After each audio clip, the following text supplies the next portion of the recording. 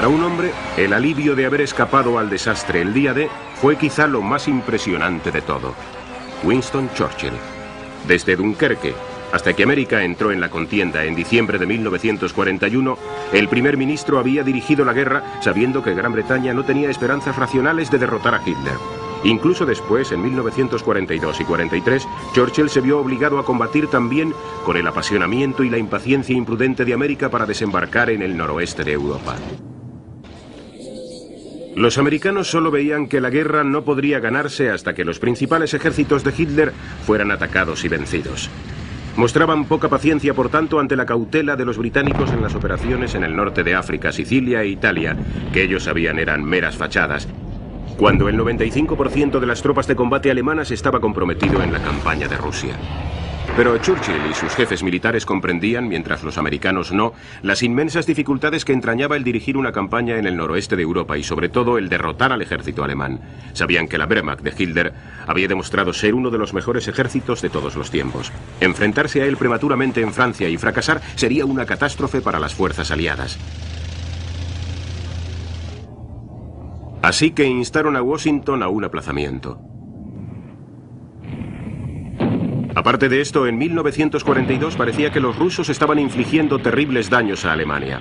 En el frente oriental, con un coste enorme en bajas por ambas partes, las legiones de Hitler estaban siendo destrozadas mes a mes. Churchill y sus generales estaban obsesionados con el recuerdo del sacrificio de las naciones occidentales en la Primera Guerra Mundial y estaban determinados a evitar otro baño de sangre. En la Segunda Guerra Mundial, tras la barrera de seguridad del canal, los británicos y americanos disfrutaban del lujo de poder esperar, adiestrarse y prepararse para luchar contra Alemania en el momento que ellos eligieran, mientras que durante 3 años los ejércitos ruso y alemán libraban la batalla más sangrienta de la guerra. Mientras los ejércitos aliados occidentales reunían sus fuerzas, los alemanes perdían más de 2 millones de hombres y Rusia más de 15 millones antes de que el primer soldado aliado pisara tierra en Normandía.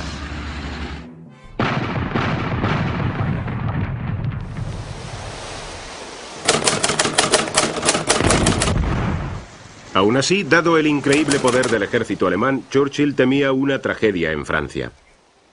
Observó el inicio de la operación Overlord, consciente de que aquello representaba su último gran esfuerzo en el camino hacia la victoria, el último acto de la guerra, en el que la fuerza británica predominaba sobre la americana.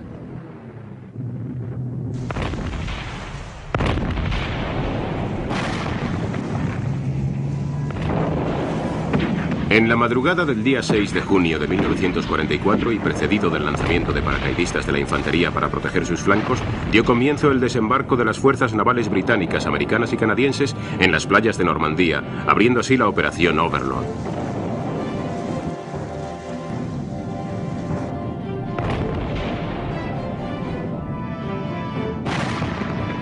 Los alemanes fueron cogidos totalmente por sorpresa gracias a los brillantes planes de los aliados y a la incompetencia del servicio de inteligencia de Hitler. Solo una división Panzer se desplegó dentro de la zona de las playas. Muchos de los defensores eran reservistas, convalecientes, reclutas de la Europa del Este. Pero también tropas aisladas costeras lucharon con determinación sorprendente durante las vitales primeras horas del día D.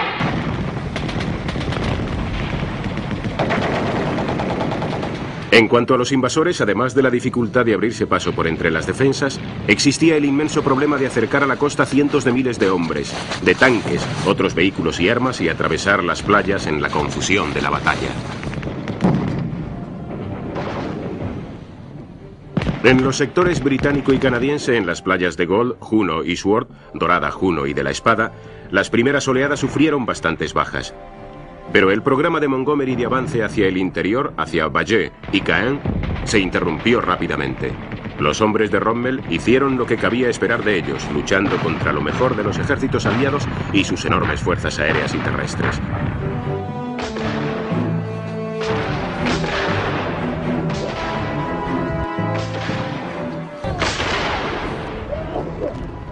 La gran aglomeración de tanques y lanchas de desembarco en las playas le costaron a los británicos horas preciosas para el triunfo.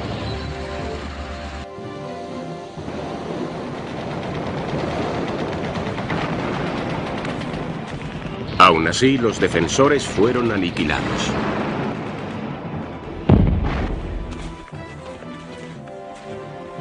En el sector americano, en la playa Utah, las corrientes arrastraron a la cuarta división varios cientos de metros más al sur de su pretendido lugar de desembarco.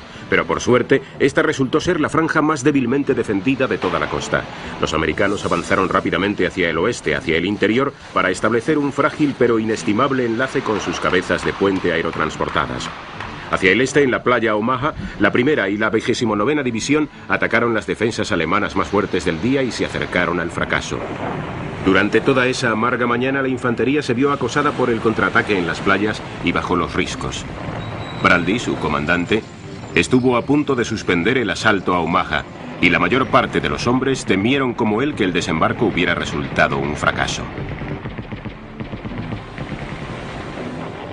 Solo después de horas de estancamiento y unas 4.000 bajas, un grupo de americanos avanzó por la ladera de la colina para atacar a los defensores alemanes.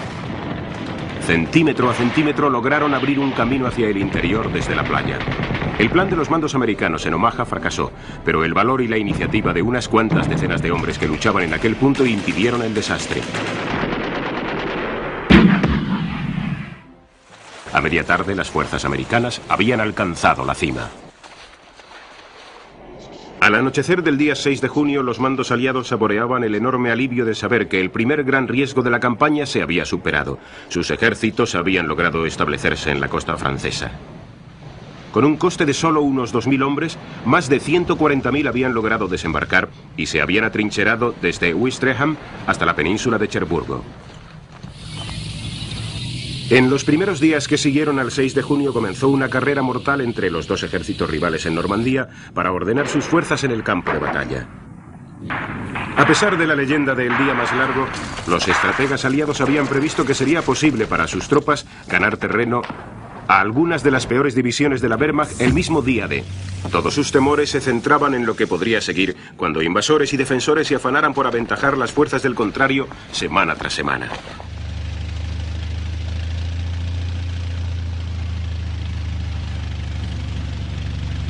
Aunque la ciudad de Valle fue tomada y las 5 cabezas de playa enlazadas antes de terminar la primera semana, los progresos en el interior se mostraban muy lentos.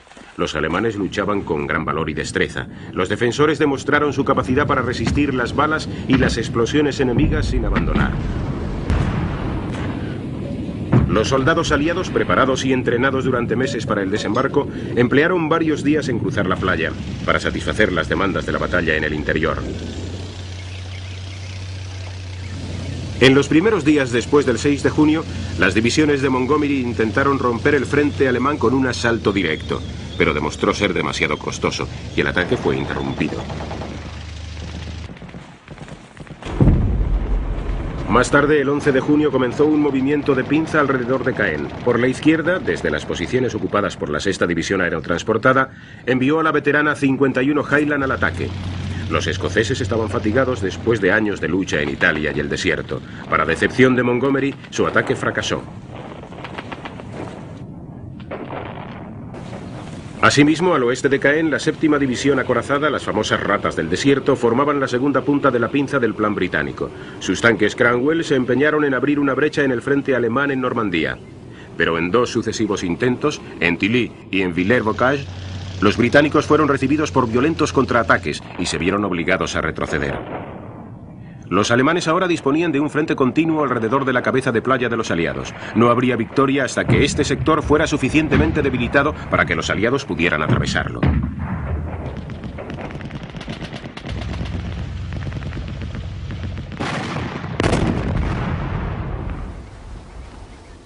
Mientras tanto, los alemanes luchaban por crear unas defensas que contuvieran a los invasores.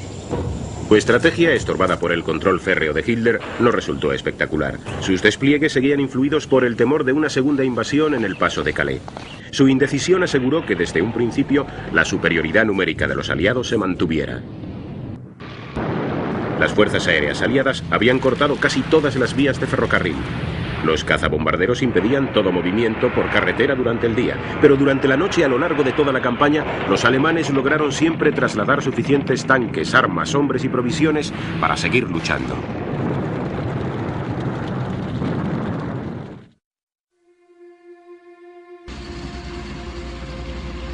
En el flanco británico los progresos no eran mayores. El 26 de junio 3 divisiones atacaron un frente de 4 millas entre Carpiquet y Rorey, hacia las riberas cuajadas de árboles del pequeño río Don. La operación Epsom. 60.000 hombres, 600 tanques y 700 cañones fueron empleados en la batalla. Durante las primeras horas los progresos fueron buenos. Después, como de costumbre, los asaltantes se encontraron con una resistencia alemana contundente.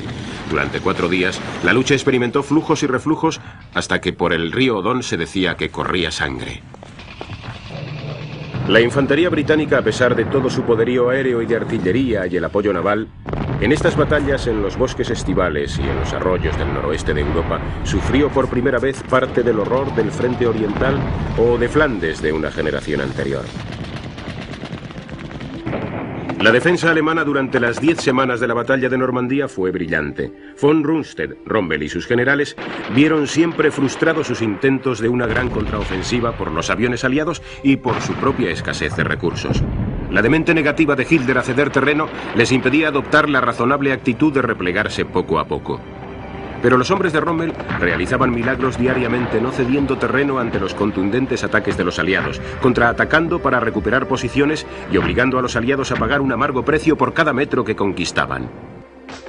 Los jefes de Estado Mayor de los ejércitos aliados y los mismos soldados estaban consternados por las duras y sangrientas batallas que se veían obligados a librar en Normandía.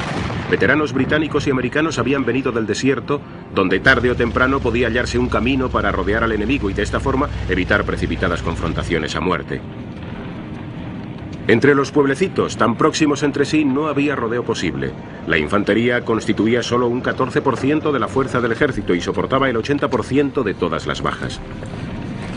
El número de víctimas del día D se vio multiplicado muchas veces en las semanas siguientes, y atravesar el frente alemán parecía tan imposible como el primer día. El plan de los aliados había pedido siempre un escudo protector británico, como lo llamó Montgomery en el este, que retuviera el grueso de la fuerza acorazada alemana mientras los americanos intentaban la expansión hacia el oeste. Y aunque más tarde Montgomery se empeñó en negarlo, ni sus colegas ni los americanos dudaron nunca que él hubiera deseado que ese escudo se estableciera al sur de Caen, donde había espacio suficiente para construir campos de aviación vitales.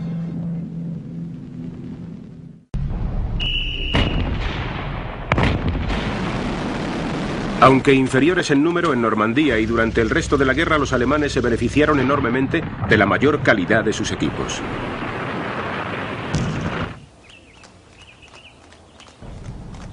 Antes del día D, los jefes de Estado Mayor de los ejércitos aliados estaban bien enterados de esto, pero argumentaban que ellos poseían tal superioridad numérica que una ligera inferioridad en la calidad de sus equipos no tenía gran importancia. Y ya en el campo de batalla, una y otra vez, pequeñas unidades de tanques alemanes infligían terribles daños en las fuerzas blindadas aliadas.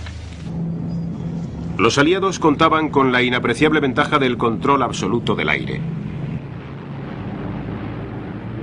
Mientras la Luftwaffe solo podía organizar ineficaces incursiones aéreas de ataque sobre el ejército invasor y la cabeza de playa, los cazabombarderos aliados bombardeaban las posiciones alemanas sin compasión. En todas las batallas libradas en Normandía, los aliados procuraron sacar provecho de la enorme superioridad de sus fuerzas aéreas para abrir un camino para sus ataques. La fuerza aérea fue devastadora contra las comunicaciones. Sin embargo, las tropas atrincheradas se mostraban sorprendentemente resistentes a los bombardeos. Con gran consternación, los comandantes aliados aprendieron en Normandía que no había sustituto para el doloroso y costoso empeño humano en tierra.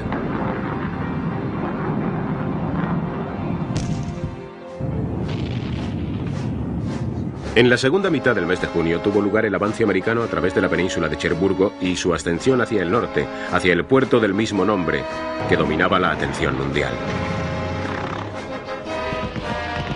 Se enfrentaron a una resistencia mucho menos poderosa que la que sufrieron los británicos.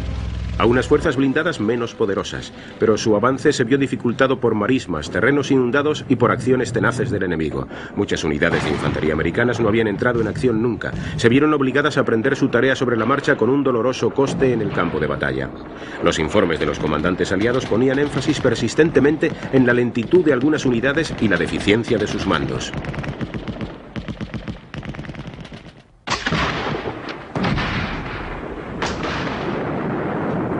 Las magníficas divisiones aerotransportadas americanas tenían que soportar una parte desproporcionada de todo el peso del combate. La guarnición alemana de Cherburgo defendía sus posiciones a lo largo de 4 días de dura lucha.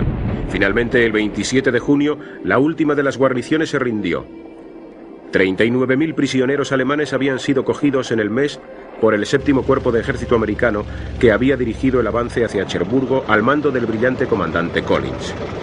Este momento de triunfo, el justo castigo a la promesa de Hitler de hacer de Cherburgo una fortaleza, mitigó la desilusión de los americanos de que su captura hubiera llevado tanto tiempo.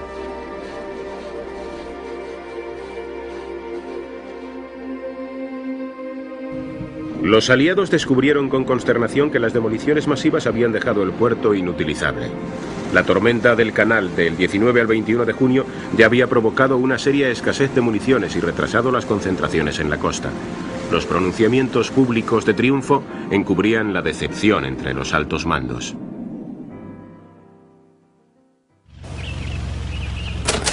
En los primeros días de julio, los americanos empezaron a atacar en dirección sur, su primer gran intento de avanzar más hacia el interior de Francia. Una vez más encontraron una dura resistencia e hicieron escasos progresos.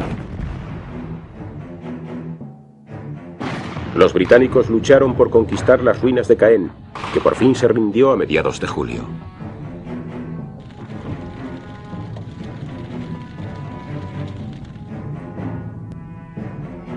Un nuevo ataque, la operación Goodwood, fue lanzado al este del río Orne el 18 de julio, que pretendía tomar la cresta de la colina Bourgevie, al sur de Caen.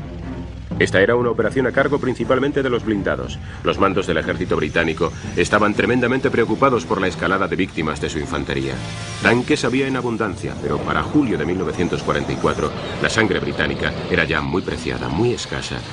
Mientras el ejército americano avanzaba, el ejército británico estaba condenado inexorablemente a replegarse.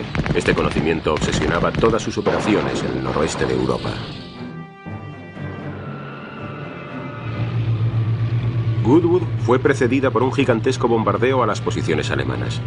Una vez barrido el terreno, las defensas estaban cubiertas con el polvo y el humo. Pero cuando los blindados avanzaron, de entre los escombros surgieron suficientes alemanes para contraatacar. Sus Panthers, sus Tigers, sus cañones antitanque abrieron terribles brechas en los escuadrones británicos. El 21 de julio, después de perder 5.537 hombres y 400 tanques, Montgomery se vio obligado a abandonar Goodwood sin haber ganado Bourgevie.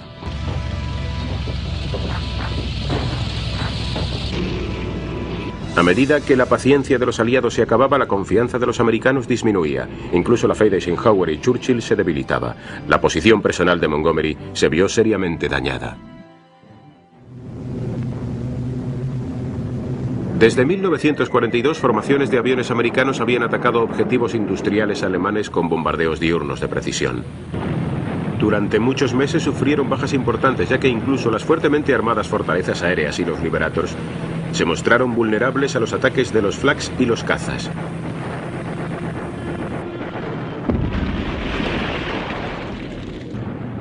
Pero en enero de 1944 el milagroso Mustang, el caza escolta de largo alcance, empezó a volar con ellos. En unas semanas este avión alcanzó la superioridad aérea sobre Alemania.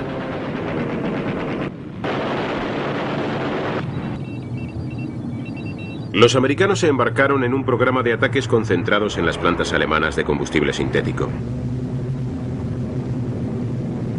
En el verano de 1944, la Luftwaffe de Goering estaba vencida e incapaz de ofrecer la más mínima resistencia contra los bombardeos diurnos americanos o los nocturnos de la RAF. Los transmisores por radar estaban ahora desplegados por Francia, extendiendo su alcance considerablemente.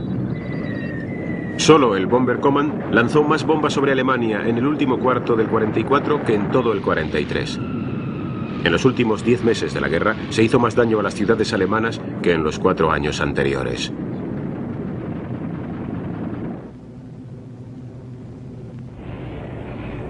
Pero durante los 4 años de ofensivas aéreas, los jefes del aire habían exagerado persistentemente el daño que los bombardeos habían causado en la industria alemana. Ahora, cuando al fin habían encontrado una debilidad vital, los aliados tardarían en creerlo.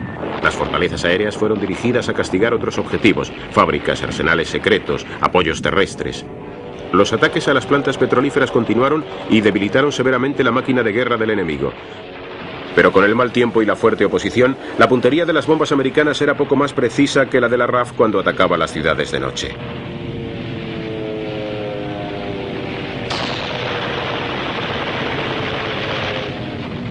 Las incursiones diurnas trajeron la ruina a Alemania, pero de alguna manera armas, municiones y fueles suficientes continuaron llegando a la Wehrmacht en los campos de batalla.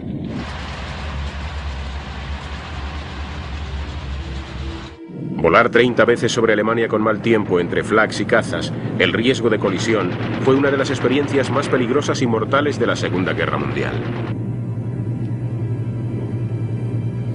En el verano del 44 las técnicas de bombardeos masivos de la RAF eran altamente sofisticadas. Pathfinders, guiados por radar y sus experimentados pilotos, lanzaron una sucesión enorme de fuegos de artificio para guiar a los 700 u 800 aviones de la fuerza principal. Durante los últimos meses de guerra, se hizo común entre los tripulantes la visión de metros y metros cuadrados de edificios en llamas en medio de la noche. Para los alemanes en tierra, las muertes masivas y la destrucción se convirtió en el ritual de cada noche. Ni el propio Hitler se atrevió a dejar su búnker para visitar sus devastadas ciudades y sus gentes. Aún así, para perplejidad de los jefes nazis y de la Fuerza Aérea Aliada, en medio del desastre, los trabajadores de las fábricas alemanas continuaron produciendo. Los bombardeos eran terribles, pero en todas partes, durante la Segunda Guerra Mundial, esta experiencia parecía acercar los espíritus de los ciudadanos de un país a sus soldados. No había alternativa a una batalla de agotamiento en la cual los recursos aliados podían finalmente triunfar. Pero a finales del mes de julio, con casi 2 millones de hombres comprometidos en la campaña, los temores de los aliados de llegar a un punto muerto eran muy fuertes. Cruzando el campo de batalla en los frentes alemanes, los aliados habían comprobado que sus enemigos se aproximaban a la crisis. Mientras los refuerzos aliados continuaban llegando desde las playas, los alemanes no recibían apenas reemplazos de hombres ni tanques. Batalla tras batalla, los bombardeos aéreos devastaban sus posiciones y la fuerza alemana disminuía sin que le llegara ninguna ayuda. Rommel había caído herido por un cazabombardero. Von Rundstedt había sido destituido como comandante en jefe por profetizar el desastre. Von Kluge, su sucesor, llegó a Francia prometiendo la victoria. Después de revisar sus ejércitos, advirtió simplemente de una inminente derrota. El 25 de julio de 1944, el Cuerpo de Ejército Séptimo americano lanzó un gran ataque en el sur contra lo que quedaba de la destrozada división Panzer-Lehr. Durante un día los alemanes resistieron tenazmente. Más tarde se hundieron y finalmente quedaron fuera de combate. Los blindados americanos que encabezaban la Operación Cobra comenzaron a presionar, a avanzar, a atravesar las posiciones alemanas hasta que al fin se encontraron en campo abierto asediando a una retaguardia destrozada. Los asaltantes optimistas comprendieron rápidamente que todo el flanco oriental alemán se derrumbaba, que el camino hacia Bretaña y el sur del Loira estaba abierto.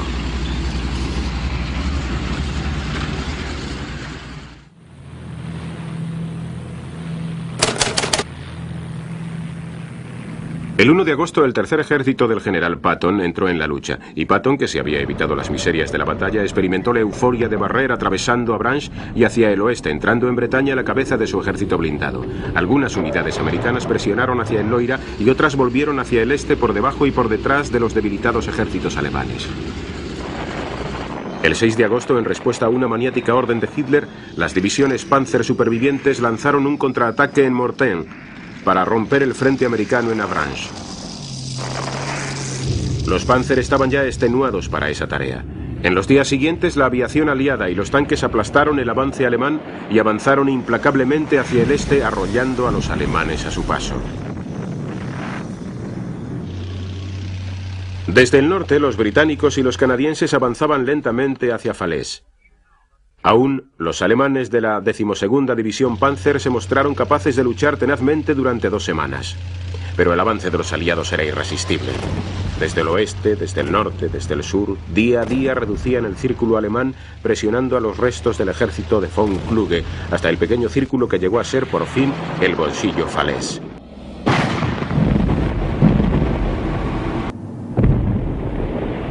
El lento avance hacia el sur de los canadienses y los británicos en la tercera semana de agosto hizo posible que algunos miles de alemanes escaparan hacia el este antes de que la red se cerrara el 21 de agosto. Pero se trataba de grupos aislados, no de unidades, y perdieron casi todo excepto sus vidas.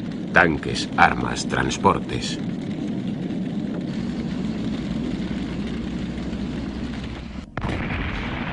Día a día, las fuerzas aéreas aliadas y la artillería bombardeaban al enemigo en su retirada sin dificultad. La negativa de Hitler a ceder terreno había impedido a sus fuerzas en Normandía toda esperanza de un orden en la retirada. Cuando al fin se cerró el círculo, los vencedores se sintieron aterrorizados ante la carnicería que encontraron. Los alemanes habían sufrido unas 450.000 bajas en Normandía ante las más de 200.000 de los aliados. Solo algunos fragmentos de los ejércitos de Hitler en Francia fueron transportados hacia el este cruzando el Sena por ingenieros de la Wehrmacht. Su comandante von Kluge se suicidó junto con otros generales alemanes.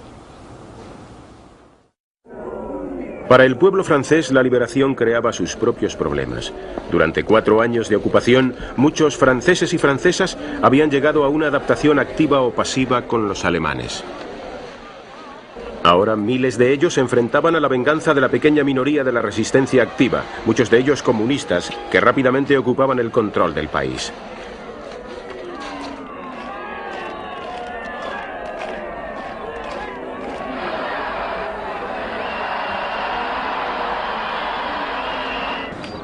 Por toda Francia, desde el día D, la resistencia había estado en acción atacando líneas de ferrocarril, líneas telefónicas y puestos alemanes. En miles de ciudades y pueblos, después de meses o años de permanecer ocultos, los hombres armados y con boinas negras comenzaron a aparecer en las calles, en algunos lugares, ocupando el control del gobierno local. Es fácil ser escéptico sobre cómo una pequeña resistencia había logrado hacer daño a los alemanes y en el gran número de adeptos que pasaron a engrosar sus filas durante los meses de junio, julio y agosto después de no haber hecho nada durante 4 años. Sin embargo, la resistencia realizó una contribución histórica vital al resucitar el alma de Francia. Después de tantas derrotas, humillaciones y desgracias nacionales, por fin podían verse a franceses y francesas construyendo su propia leyenda de la liberación. Y lo hicieron tan eficazmente que todavía hoy en las clases de historia de los colegios franceses aparece como dudoso que los británicos tuvieran alguna participación en la liberación de Francia.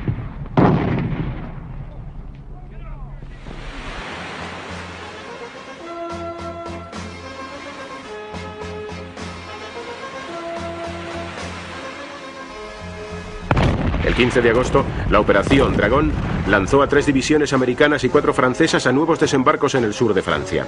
Los británicos se habían opuesto enérgicamente a la Operación Dragón porque las fuerzas que lo llevaron a cabo fueron sacadas del frente italiano, donde el progreso de los aliados languidecía.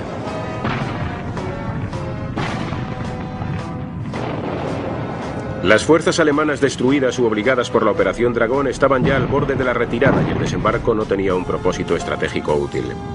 Pero los americanos estaban determinados a concentrar todos los hombres y armas posibles en el campo de batalla que ellos consideraban vital en la frontera occidental alemana. Las columnas francesas y americanas dirigiéndose hacia el norte desde la Costa Azul y encontrando escasa resistencia, pronto se unirían con los ejércitos que avanzaban desde Normandía. Pero en esos últimos días de agosto, la tensión en París era muy fuerte. Mientras en todo el resto del país la resistencia libraba fieras batallas y sufría terribles represalias de los alemanes, la ciudad de París yacía dormida. De Gaulle en Londres temía que la batalla en las calles de la capital trajeran la ruina al mismo corazón de la civilización francesa o, peor aún, la dominación comunista. Y a medida que los ejércitos aliados avanzaban rápidamente hacia el Sena, la paciencia de la resistencia en París se agotaba. En la mañana del 19 de agosto, luchas dispersas surgieron por toda la ciudad y la resistencia intentaba tomar y controlar centros vitales. 50 alemanes y 125 parisinos murieron el primer día, y salvo momentos de tregua, la batalla se intensificó en los días siguientes.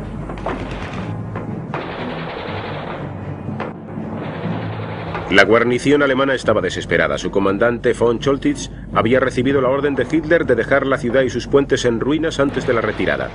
Con un perverso sentido del humor, los oficiales alemanes en París rehusaron destruir París, pero insistieron en que debían hacer una demostración de resistencia antes de rendirse.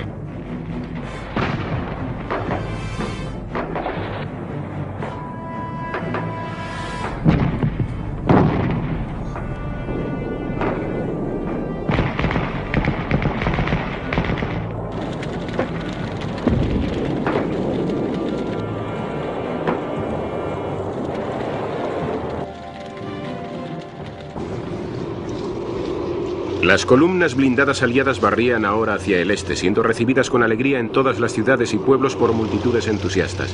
Esas gentes, al contrario que los habitantes de Normandía, no habían visto sus casas y granjas arrasadas como precio por su liberación. Para los soldados, después de semanas de angustia en el campo de batalla, este era un momento de euforia y liberación. Pero ahora, a la vista de las noticias urgentes que llegaban de la capital, las órdenes cambiaron. Una división blindada ocuparía la ciudad. No cualquier división, sino la de Leclerc, la Free French, la 12ª división blindada.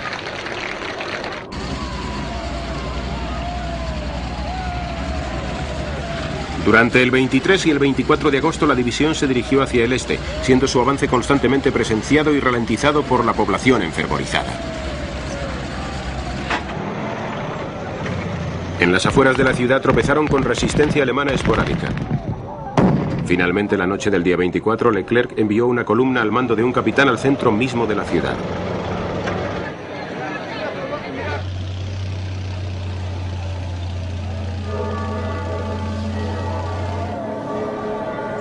Las campanadas repicaban en todo París. A la mañana siguiente, la Free French ocupaba la ciudad controlándola, y Leclerc recibió la rendición de von Cholitz.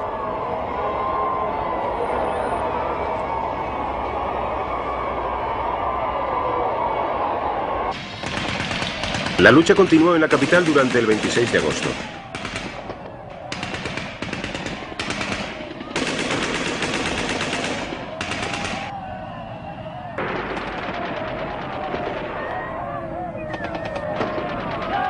Ese día, en uno de los momentos incomparables del teatro de la guerra, de Gaulle se dirigió a pie con sus oficiales desde el Arco de Triunfo hasta Notre Dame para un gran Te Deum de acción de gracias.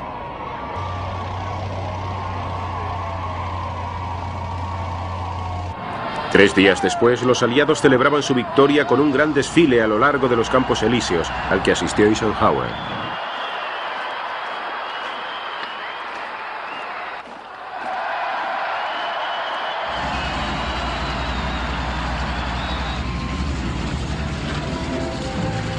Y mientras los vencedores celebraban su triunfo en París, por toda Francia sus ejércitos continuaban su avance sin encontrar apenas resistencia. Los alemanes que quedaban solo querían huir hasta alcanzar las fronteras del Reich. El 31 de agosto los hombres de Patton cruzaban el Meuse. Al día siguiente se aproximaban a Metz en el Mosela.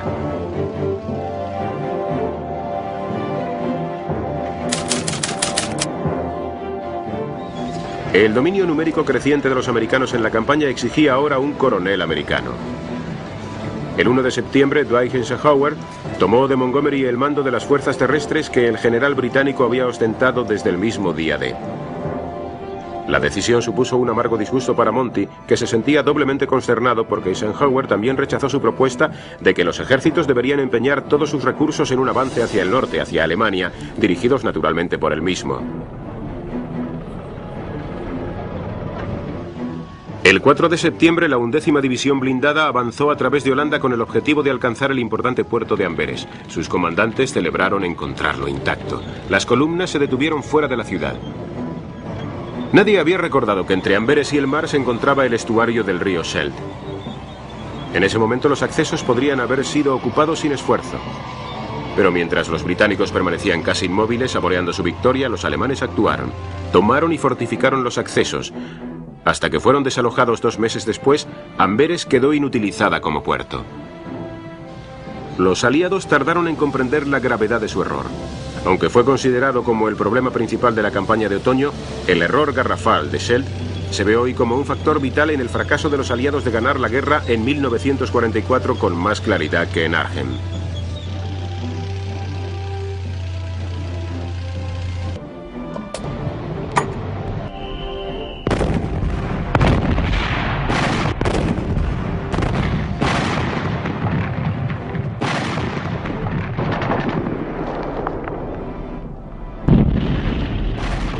Los ejércitos alemanes habían sido destrozados en el oeste y en el este. Berlín estaba solo a 40 minutos de vuelo en un avión.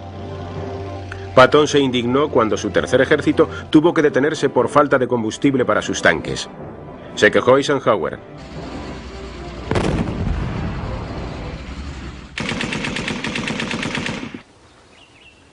Aun cuando los aliados se convencían de que la Wehrmacht estaba destrozada, en realidad ésta se preparaba para librar una nueva campaña defensiva. Desde junio, la primera división aerotransportada británica y las dos veteranas divisiones de paracaidistas americanas habían estado entrenándose y esperando en Inglaterra mientras una serie de planes se llevaban a cabo por los avances en tierra. Montgomery, irritado ante el rechazo de su estrategia de entrar en Alemania, concibió un nuevo plan para el despliegue del magnífico ejército aerotransportado bajo su único mando. La gran operación se inició el domingo 27 de septiembre. La leyenda dice que mientras las tropas de paracaidistas volaban hacia Holanda, sus comandantes ignoraban la presencia de dos divisiones Panzer en Arnhem. Pero los Panzer se encontraban muy por debajo de su capacidad y la operación Market Garden fue lanzada con la convicción de que los alemanes ofrecerían poca resistencia. 20.000 hombres se lanzaron en paracaídas y se deslizaron a lo largo del corredor hasta Arnhem. Desde el principio los americanos tuvieron una buena actuación. Al mediodía del día 18, la 101 aerotransportada había tomado el puente sobre Eindhoven y la 82 había ganado el puente sobre el Maas en Graven. Hombres de la 82 división se enfrentaron al devastador ataque alemán para cruzar el Maas en Nijmegen. Después, mientras el 30º Cuerpo de Ejército avanzaba hacia el norte por carretera, las tropas paracaidistas americanas mantenían abierto el paso contra salvajes contraataques. Mientras tanto, los británicos en Arnhem tenían serios problemas.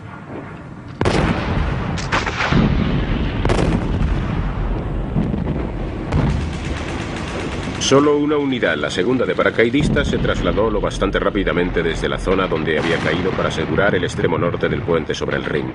Otros batallones, librando la primera batalla de sus vidas, no percibieron la urgencia desesperada de sus acciones. Les faltó movilidad y poder de ataque para enfrentarse a la respuesta alemana, que llegó como de costumbre implacable y efectiva.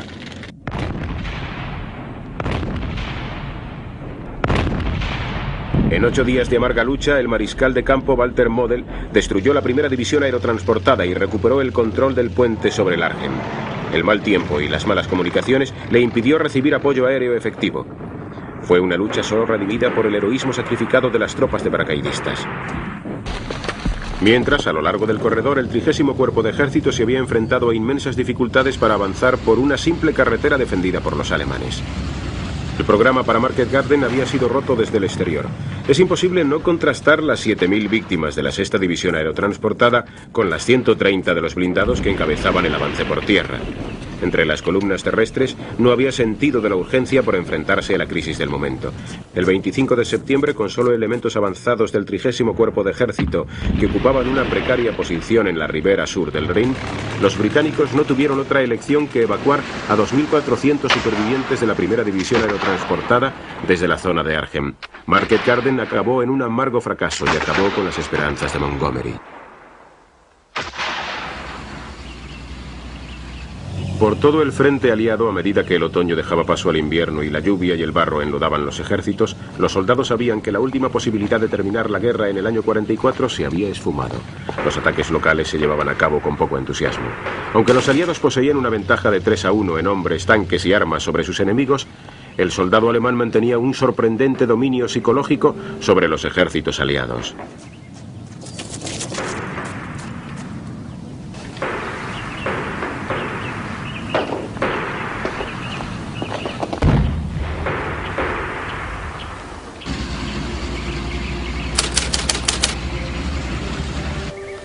En noviembre del 44, los ejércitos aliados avanzaban penosamente desde el noroeste a lo largo de todo el frente europeo para ganar muy poco terreno a las fronteras de Alemania, a cambio de grandes esfuerzos. Metz se rindió a Patton el 22 de noviembre y la 5ª División acorazada francesa alcanzó el Rin en Rosenau. La 4ª División de los Estados Unidos se encontraba detenida en el bosque Jürgen, donde había sufrido fuertes pérdidas. Más al norte, en el sector británico-canadiense, la ribera oeste del Rin estaba siendo lentamente despejada. Los canadienses capturaron la isla Walcheren tras un bombardeo aéreo masivo. El 8 de noviembre se abrió paso hacia Antwerp, cuyo puerto quedó activo el 27.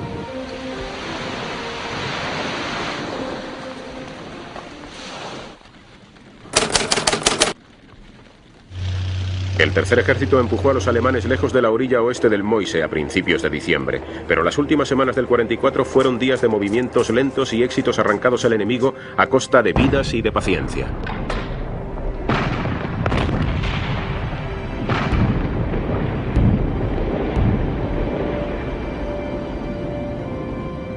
Diciembre sorprendió a los hombres de los ejércitos aliados temblando en sus trincheras, rodeados de nieve a todo lo largo de la frontera alemana. El primer ejército americano preparaba un ataque en el Roerdams y el tercero de Patton organizaba también una ofensiva más al sur. Pero para la mayoría de los hombres en las colinas y bosques de pinos en la frontera, los peores enemigos eran el frío, el aburrimiento y la rutina de las patrullas. No hacía tiempo para grandes batallas. Durante algunas semanas, inteligencia había informado de la retirada de divisiones alemanas Panzer del frente. Los comandantes aliados especularon con la posibilidad de que el enemigo pretendiera hacer fracasar el ataque o de que Hitler intentara crear nuevas reservas. El único punto de vista que no se consideró en serio fue el de un ataque masivo por parte de los alemanes. Eisenhower, Bradley y sus generales pensaron que si los alemanes no podían reunir fuerzas para un ataque efectivo, una gran ofensiva destinada al fracaso solo aceleraría la derrota absoluta. Lo que los estrategas aliados no podían saber era que en septiembre Hitler en persona había ordenado un contraataque masivo en las Ardenas en contra de las sugerencias de todos sus generales.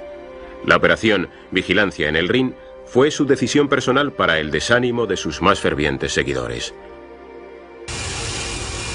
En noviembre y diciembre, a pesar de la falta de confianza de los generales en el plan, con meticulosa dedicación los alemanes reunieron fuerzas y aprovisionaron de combustible para los tanques. Sacaron todas las reservas acorazadas de las fábricas. El mal tiempo que impedía los vuelos de reconocimiento aliados apoyó sus preparativos. A medida que el campo de batalla iba retrocediendo hacia Alemania, las unidades se comunicaban más por línea terrestre y menos por radio, de forma que sus secretos llegaban en menor grado a los aliados.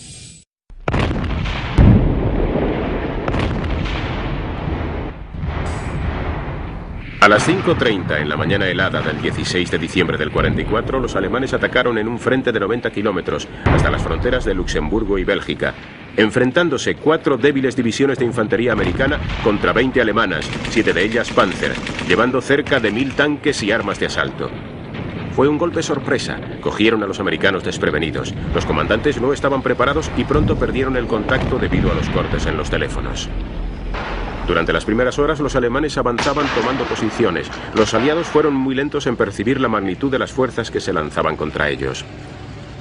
Los comandantes de Bradley fueron reacios a cancelar sus primitivos planes ofensivos para enfrentarse a la amenaza alemana. Pero en los días que se sucedieron iban llegando informes. Las unidades aliadas retrocedían. Las columnas acorazadas alemanas cruzaban bosques tras la retaguardia aliada. Los alemanes con uniformes americanos saboteaban las líneas de comunicación. Una ola de pánico sacudió al comando aliado. Todas sus previas concepciones acerca de la ruina de los ejércitos alemanes parecían hundirse una vez más. Estaban desconcertados ante la habilidad de Hitler para reunir fuerzas para un ataque, incluso en este momento de último aliento. Las divisiones aéreas 82 y 101 acudieron urgentemente para reforzar el frente, sobre todo para mantener el cruce con Bastogne. Se había abierto una profunda grieta en la línea del primer ejército de los Estados Unidos. Los aliados estaban como hipnotizados ante el espectro de grandes fuerzas alemanas avanzando rápidamente hacia el Mois.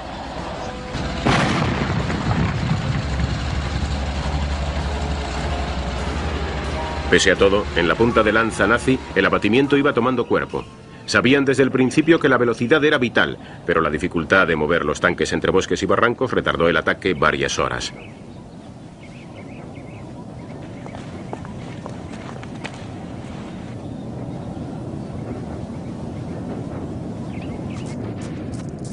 Una feroz resistencia americana mantenía la ofensiva, sobre todo en Moschau, donde los alemanes tuvieron numerosas bajas. Se mantuvieron las posiciones americanas en el Bulge. Allí no hubo señal del torrente expansivo ni el frente colapsó, como esperaban los alemanes, para tener alguna esperanza de cubrir los 150 kilómetros hasta Amber y vencer las líneas aliadas.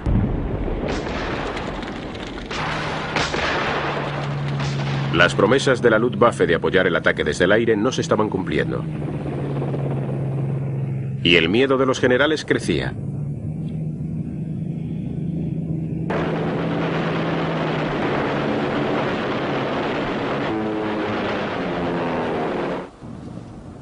El 18 de diciembre, el 5º Ejército Panzer se aproximó a Bastogne.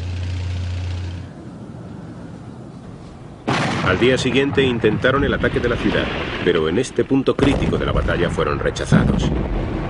Durante toda la semana que se sucedió Bastogne fue el centro de la lucha. Von Manteuffel intentó dejarla a un lado, pero sus unidades se encontraron con refuerzos americanos que se introducían en el frente. 2 cuerpos del tercer ejército de Patton se dirigían al norte para liberar Bastogne. Una unidad alemana aislada que avanzaba a 6 kilómetros de Moisat-Dinant fue rápidamente aplastada. La escasez de combustible se hacía patente entre los alemanes. Una mejora del tiempo permitió a los aliados utilizar todos sus medios aéreos, y los refuerzos alemanes se encontraron atrapados a varios kilómetros del frente, imposibilitados para unirse a la batalla. La defensa de Bastogne es casi una épica para el ejército americano, que les redimió de los primeros desastres de los primeros días de batalla. Tanques de la 4ª División acorazada Patton llegaron a la ciudad y levantaron el sitio. Mientras era el propio Patton quien dirigía las operaciones para rechazar a los alemanes, en el sector sur, en el frente americano, Eisenhower concedía a Montgomery autoridad sobre el sector norte. Había 600.000 americanos en la batalla. En el norte, demoliciones de los puentes efectuadas por ingenieros americanos hicieron perder a las vanguardias de los Panzer las últimas esperanzas de capturar un enorme depósito de combustible americano. Muchos tripulantes alemanes se vieron obligados a abandonar sus tanques por falta de combustible y volver a pie. Hitler aún rechazaba la idea de que la guerra estaba perdida, pero a sus generales no les cabía ninguna duda. 500.000 de alemanes habían sido enviados a esta ofensiva, más de 100.000 resultaron heridos. Ambos bandos habían perdido unos 800 tanques. Los de los americanos fueron reemplazados de inmediato. Los de los alemanes nunca. Los americanos habían sufrido 81.000 bajas, de ellas 19.000 muertos. La pérdida más amarga fue la de los prisioneros en Malmedy, muertos a sangre fría por los Panzer de las SS.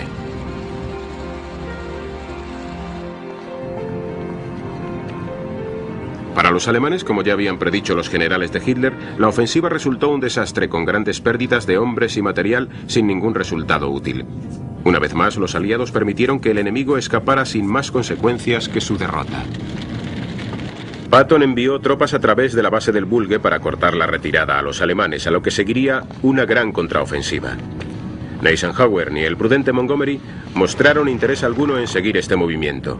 Los americanos se limitaban a empujar a los alemanes paso a paso y luego se detenían a pensar.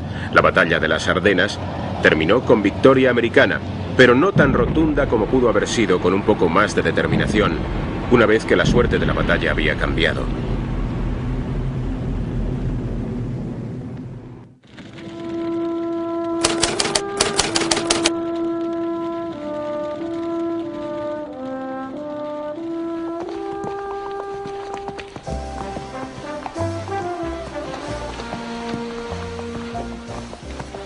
En el frente oriental, el Ejército Rojo provocó igual catástrofe al grupo central del ejército de Hitler. No debe olvidarse que mientras el día D los alemanes desplegaron 59 divisiones contra los invasores angloamericanos, en el este mantenían 165, incluidas 18 Panzer.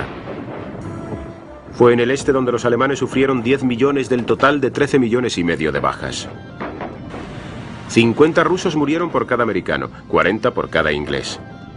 La historia ahora reconoce que en la Segunda Guerra Mundial fueron los rusos los que soportaron lo más duro de la tarea de acabar con la Wehrmacht.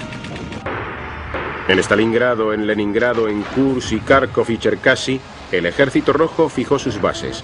Desde allí lanzaba las devastadoras contraofensivas que obligaban a los alemanes a retroceder mes a mes, año tras año. En Zhukov y Koniev, Stalin había encontrado comandantes de calidad excepcional. A medida que el ejército alemán retrocedía hacia las fronteras de Rusia y hacia Polonia, con la ofensiva de invierno del 43, el problema que más constreñía a los rusos era el de la falta de provisiones.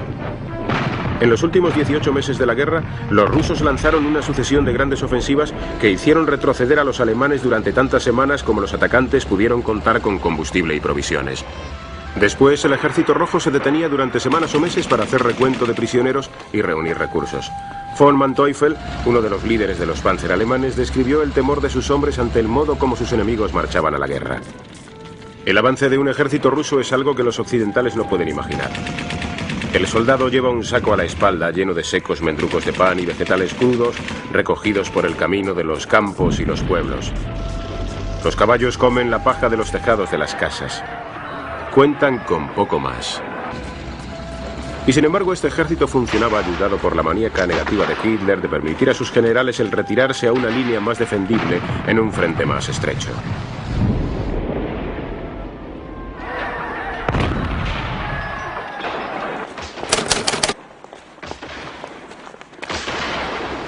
El 23 de junio del 44, apoyada por su usual bombardeo masivo de la artillería, la ofensiva de verano de los rusos fue lanzada.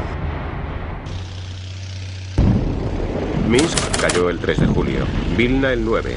A mediados de julio, las divisiones de Stalin habían invadido la mitad del noroeste de Polonia y se acercaban a las fronteras del este de Prusia. El día 14 volvieron a atacar, esta vez por el sur. El 26, las columnas del mariscal Rokossovski alcanzaron el Vístula. La explosión de la bomba en el cuartel de Hitler el 20 de julio, colocada por uno de sus propios oficiales, el conde von Stauffenberg, revelaba la desesperación en el corazón mismo de su ciudadela. Sin embargo, el Führer sobrevivió milagrosamente para expresar su condolencia a los heridos en el hospital y para aplicar una terrible venganza a los conspiradores. Implacablemente purgó el cuerpo de oficiales de todo disidente o sospechoso que la Gestapo pudo descubrir. Era tal la caprichosa lealtad del pueblo alemán que la mayoría condenó el atentado de Stauffenberg. Creían que el honor y el temor de la inminente venganza del Ejército Rojo les obligaba a luchar hasta el final en defensa de su patria. Los alemanes organizaron con éxito una nueva línea de defensa. Fue atacada y el ataque fracasó. Los rusos hicieron una pausa.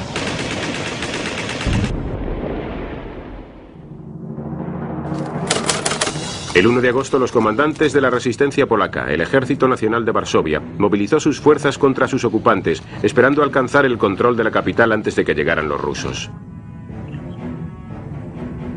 Pero los rusos no aparecieron, a pesar de las desesperadas llamadas por radio de los polacos, a pesar de los ruegos y las imprecaciones de Churchill y Roosevelt. Las divisiones de Stalin permanecieron inmóviles durante 62 días de terrible lucha que siguieron.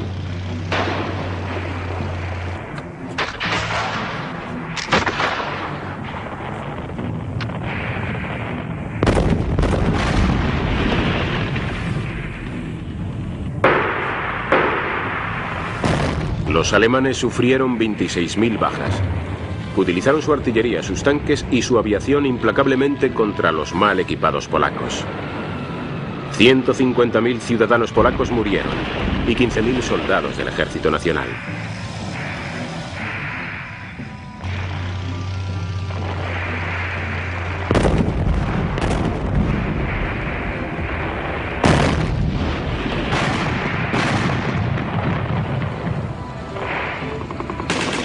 La lucha no terminó hasta el 2 de octubre.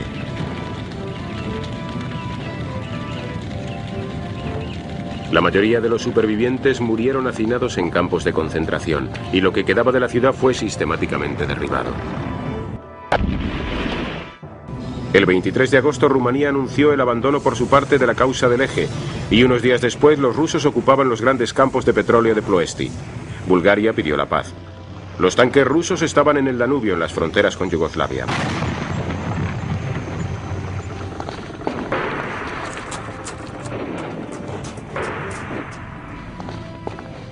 En el este y en el oeste parecía que el imperio nazi se arrodillaba.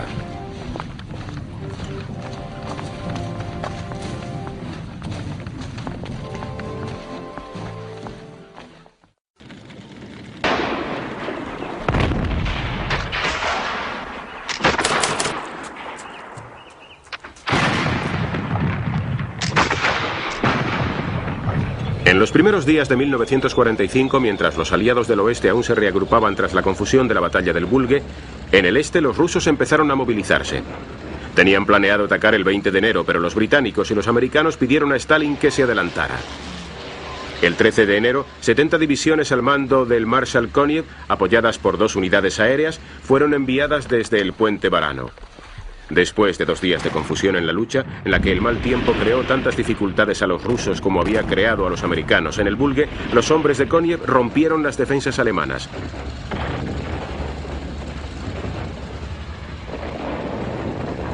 Los rusos empezaron a avanzar hacia el oeste. El día 14, el Marshal Zhukov avanzó más al norte, llegando hasta Varsovia, que cayó el 17. El 19, los hombres de Koniev llegaron a la frontera de Silesia, la segunda región industrial alemana después del Ruhr. Al final de la primera semana de ofensiva, los rusos habían avanzado 150 kilómetros en un frente de 600.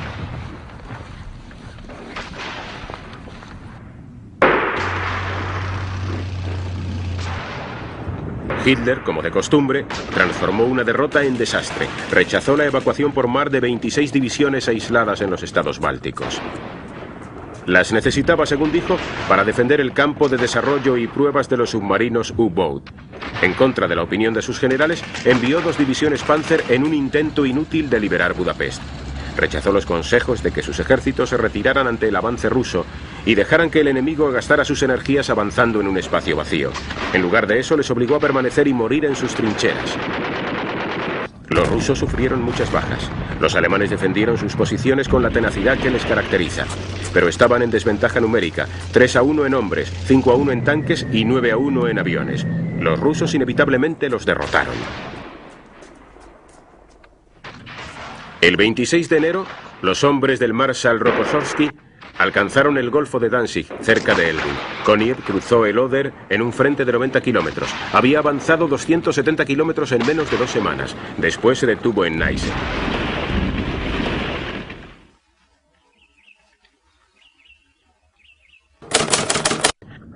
A finales de febrero del 45, la ofensiva rusa se detuvo, habiendo llegado a sus límites de hombres y municiones. El frente alemán ocupaba unos 300 kilómetros entre el Báltico y las montañas de Bohemia. Las fuerzas de Hitler pudieron volver a crear un frente de resistencia.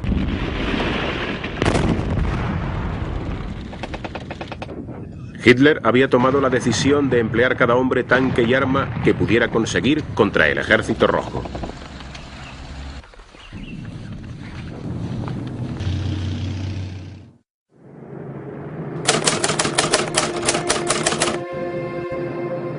En los primeros meses de 1945, la eficacia mortal de Comando Bombardero y la Fuerza Aérea de Estados Unidos alcanzaron su cenit. Las ciudades alemanas eran ahora bombardeadas a una escala sin precedentes. La Luftwaffe era casi impotente. Solo un puñado de cazas que Alemania puso en activo en los últimos meses de la guerra. Eran demasiado pocos y era demasiado tarde para influir en el resultado de la guerra. Los aliados habían alcanzado una superioridad decisiva de día y de noche.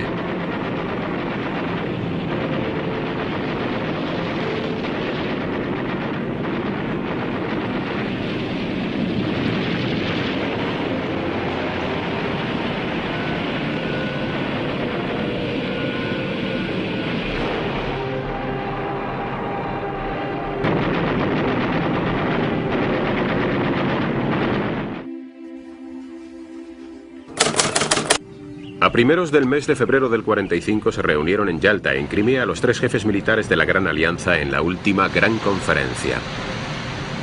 En su transcurso se fijó la estrategia a seguir en los meses posteriores a la guerra, así como el precio a pagar por la participación soviética en la lucha contra el Japón una vez que Alemania fuera derrotada. Las fronteras de las zonas de ocupación de Europa, ya negociadas antes entre los aliados, fueron ratificadas. Rusia se quedaría con la parte alemana al este del río Elba, más la parte oriental de Berlín. En efecto, la ingenuidad americana en cuanto a las intenciones de Stalin fue grande. Sin embargo, es una realidad histórica que Rusia había pagado un precio desorbitado por la derrota de Hitler. Ahora Stalin estaba decidido a cobrar su recompensa, ejerciendo la hegemonía sobre la Europa oriental, desde la cual sus ejércitos habían desplazado a Alemania.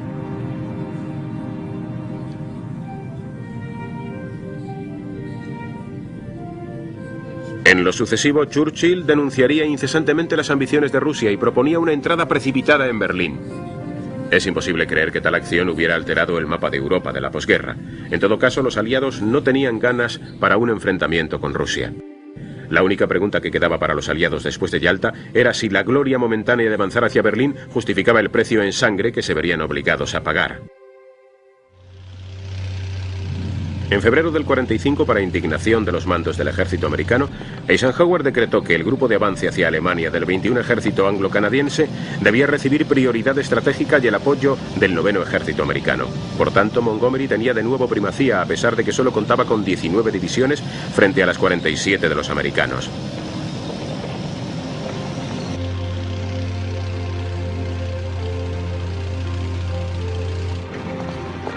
Los británicos atacaron el Ruhr y el Rin por el norte, pero las iniciativas americanas por el sur amenazaron los planes de los generales.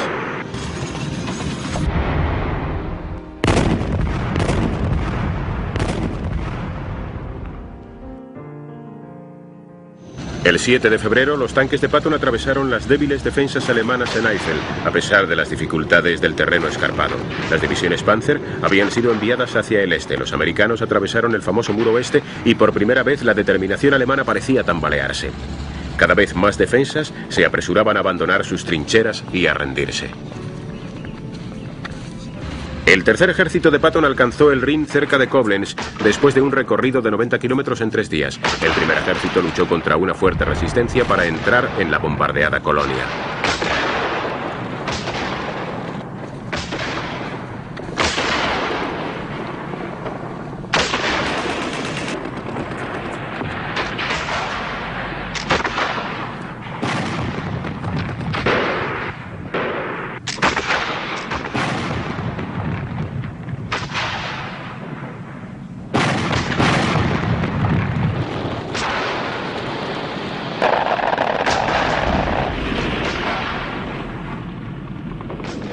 En la noche del 13 de febrero de 1945, el comando bombardero voló sobre Dresde.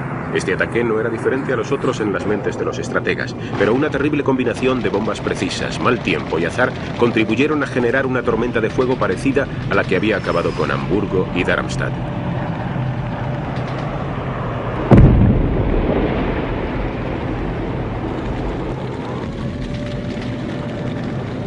Dresde fue reducido a cenizas. Murieron más de 30.000 personas.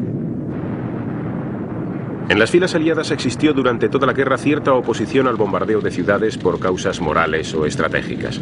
La destrucción de Dresde provocó la primera reacción política y pública abierta en Gran Bretaña y América. Era bien sabido que Dresde tenía poca industria y muchos bellos edificios. Puede que ahora que el fin estaba tan cerca, algunos entre los victoriosos sentían que podían permitirse clemencia para los vencidos.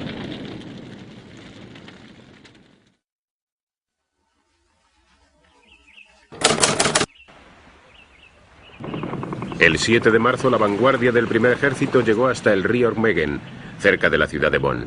Milagrosamente se encontraron el puente sobre el Rin intacto.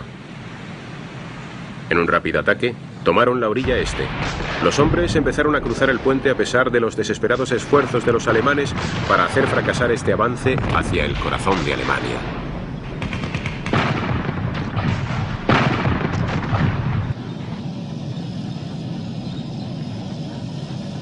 Pero Eisenhower había acordado que los hombres de Montgomery efectuaran el mayor ataque para cruzar el río. El general británico aún estaba preparando su gran ataque.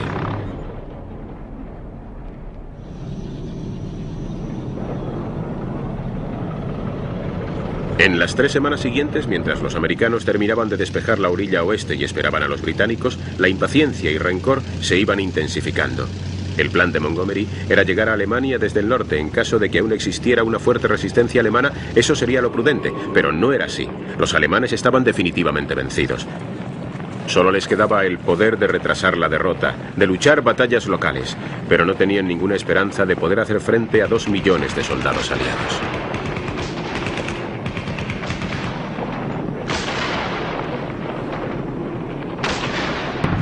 En el último momento, Hitler sustituyó a su general veterano von Rundstedt por Albert Kesselring, que había llevado brillantemente la defensa de Italia.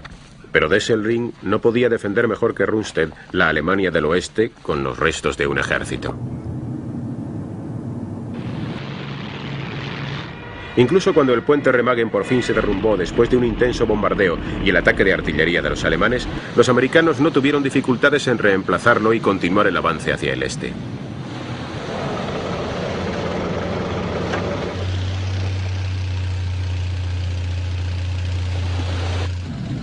En la noche del 22 de marzo, los hombres de Patton cruzaron el Rin en Oppenheim, entre Mainz y Mannheim, y encontraron muy poca resistencia. En todas partes, los muros del castillo de arena de Hitler se derrumbaban. Ya no podía arreglar las grietas.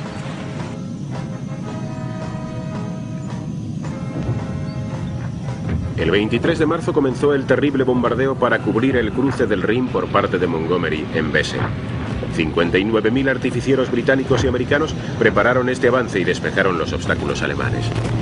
3.000 armas y los enormes y pesados bombarderos de las fuerzas aéreas aliadas devastaron las defensas alemanas.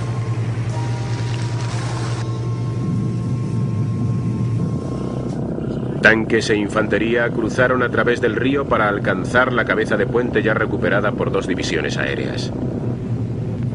Esta fue la más grande operación paracaidista de toda la guerra y probablemente de todos los tiempos.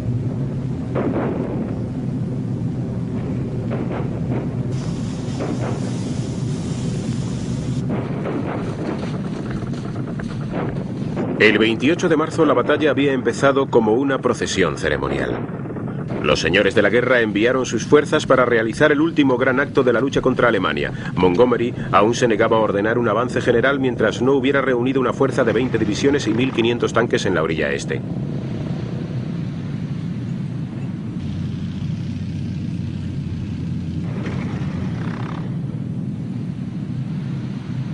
Cuando sus hombres por fin empezaron a avanzar, el mayor obstáculo que encontraron no fue el ejército alemán, sino las montañas de escombros levantadas por los bombardeos aliados.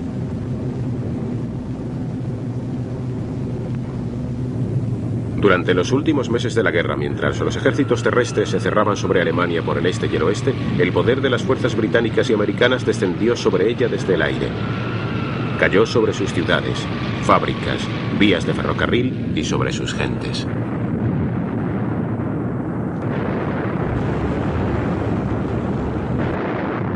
Al final de la guerra, unos 600.000 ciudadanos alemanes habían muerto a causa de los bombardeos aliados.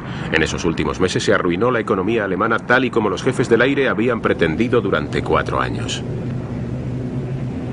Dejando a un lado el coraje y sacrificio de las tripulaciones, queda la duda de si la ofensiva aérea realmente acortó la guerra.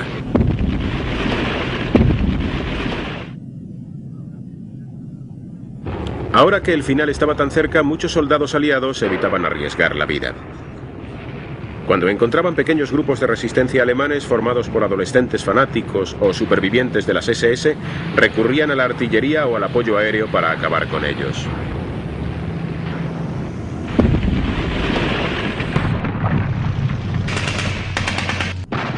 El avance aliado hacia Alemania se convirtió más en una cauta procesión hacia Elbe que en una operación de guerra.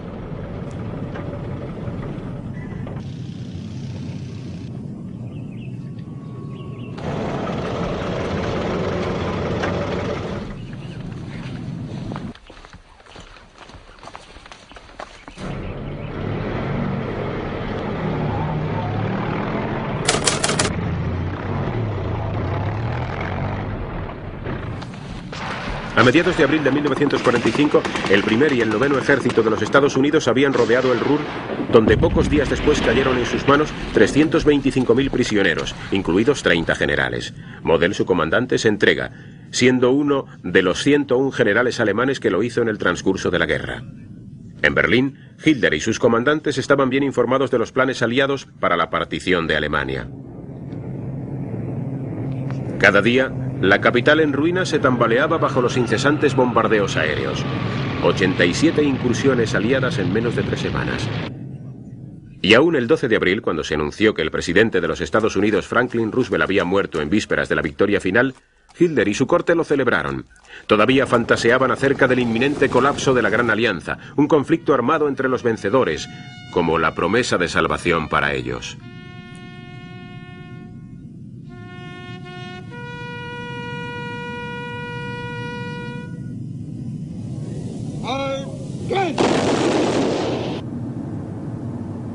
Cuando los primeros soldados americanos cruzaron el Elba, los alemanes resistieron ferozmente.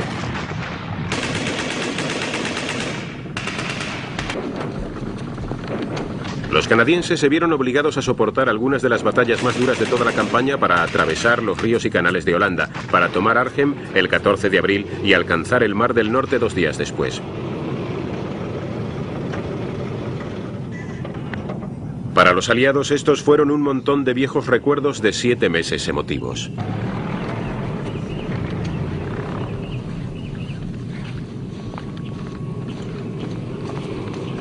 Eisenhower estaba preocupado profundamente por una de las grandes ficciones de la guerra, la amenaza de una última resistencia alemana en un reducto nacional en Bavaria. El comandante supremo tampoco veía sentido a perder cientos de vidas de americanos e ingleses por una demostración, la de alcanzar Berlín. Mientras sus ejércitos permanecían en el Elba, pidió a Bradley un número estimado de víctimas en un supuesto avance hacia Berlín. El comandante del Grupo Armado 12 consideró unos 100.000 y predijo que los alemanes lucharían hasta el final por su capital. Para Eisenhower, Berlín, al igual que París 8 meses antes, no era más que una referencia en el mapa. El 15 de abril, para sorpresa de sus ejércitos, decretó que se quedarían en el Elba. Algunas fuerzas se dirigirían hacia el sur, hacia el supuesto reducto nacional. Se dejaría a los rusos que pagaran el enorme precio en sangre por la capital de Hitler y por la Alemania Oriental, que además era el botín que se les había prometido.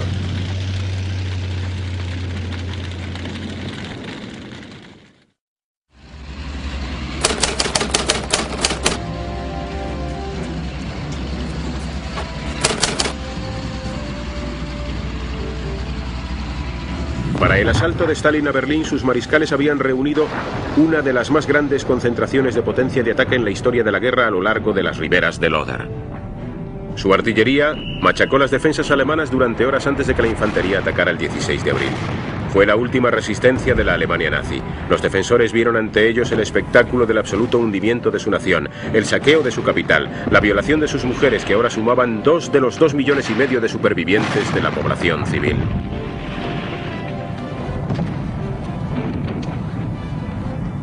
En los 2 primeros días de la batalla, los rusos ganaron solo cabezas de puente poco sólidas en la ribera occidental del río. Después, cuando la munición de los alemanes se agotaba, se destruyeron tanques y cañones y los atacantes avanzaban, la línea se colapsó. Los hombres de Zhukov entraron por el este, los de Koniev por el sur. El 25 de abril, sus ejércitos se unieron en las afueras de Berlín. Al día siguiente atacaron la ciudad. Los defensores les obligaron a luchar metro a metro, calle por calle. Era una fanática resistencia que solo podía tener un final, pero que costó a los rusos 300.000 bajas. Si es discutible que los alemanes habrían luchado menos ferozmente contra ocupantes británicos y americanos, no hay duda de que los cálculos de Bradley sobre el coste de víctimas de los aliados occidentales por la toma de Berlín eran fundados. E incluso mientras la artillería acababa con los últimos edificios de la capital, bajo su corazón, en su búnker, Hitler escenificaba la última grotesca representación de su reinado. Se siguieron dando órdenes para la ejecución de los conspiradores contra él y se siguieron cumpliendo. Se solicitaban locas demandas para el sacrificio de sus soldados y se cumplían. Hitler se casó con su amante Eva Braun, la más triste de las compañeras del gran tirano. Se despidió de sus hombres, nombró al almirante Karl Dönitz como su sucesor como Führer y en la madrugada del 30 de abril se quitó la vida junto a su mujer. La infantería rusa estaba a pocas manzanas de allí.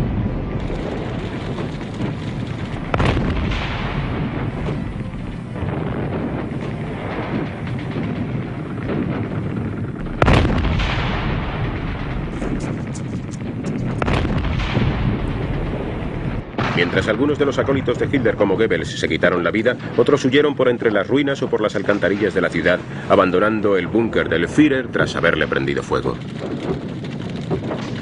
Algunos murieron en las calles luchando, incluido el diputado de Hitler Martin Bormann. Otros huyeron a las líneas de los aliados más allá del Elba. Por todo Berlín, mientras grupos de alemanes luchaban hasta el final, entre las hordas rusas que seguían a las divisiones de élite de los guardianes, comenzó una gran orgía de violaciones y saqueos. Habiendo soportado y sufrido tanto, los hombres del Ejército Rojo consideraban los trofeos de Berlín como una justa recompensa, y sus jefes parecían estar de acuerdo con ello.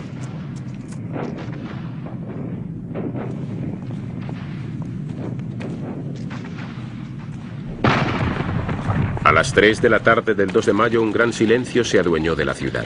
La última de las guarniciones alemanas se había rendido.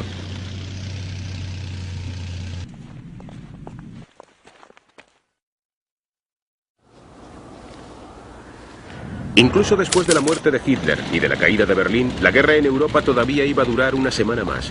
Mientras los ejércitos aliados se extendían por toda Alemania para completar su ocupación, muchos miles de hombres más continuaban muriendo. Quedaban grupos de fanáticos resistentes que había que vencer. Además, todas las unidades alemanas que se enfrentaban a los rusos luchaban ferozmente por cruzar al frente occidental y rendirse a los aliados occidentales antes que al Ejército Rojo.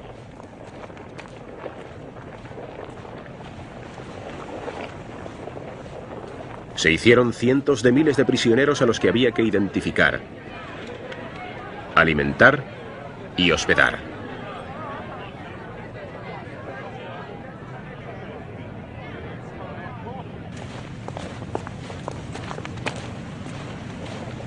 A medida que los prisioneros alemanes pasaban a la cautividad, miles de aliados eran liberados. Malnutridos y desvalidos desde hacía tanto, estos hombres ahora debían ser identificados y enviados a Gran Bretaña y América. A lo largo de toda la guerra, entre las unidades en lucha de los aliados occidentales, no había existido el odio apasionado hacia los alemanes que existió entre los rusos, porque la mayoría de los occidentales no habían sufrido tan terribles agravios. Pero en esos últimos días de su avance por Alemania, los aliados se quedaron horrorizados por lo que vieron y supieron. Durante años se habían recibido informes en Occidente de la existencia de los campos de concentración. Entre tanto sensacionalismo, estas noticias no significaban mucho, pero ahora los vencedores se enfrentaban con Buchenwald, Belsen, Dachau, Ravensbrück y tantos otros. Por primera vez vieron lo que Alemania había hecho a los judíos de Europa. La compasión por la condición de los vencidos comenzó a menguar en el corazón de muchos hombres. Fue la experiencia de los campos de concentración lo que indujo a los escépticos que había entre los aliados a apoyar que los jefes del nazismo fueran juzgados por sus crímenes.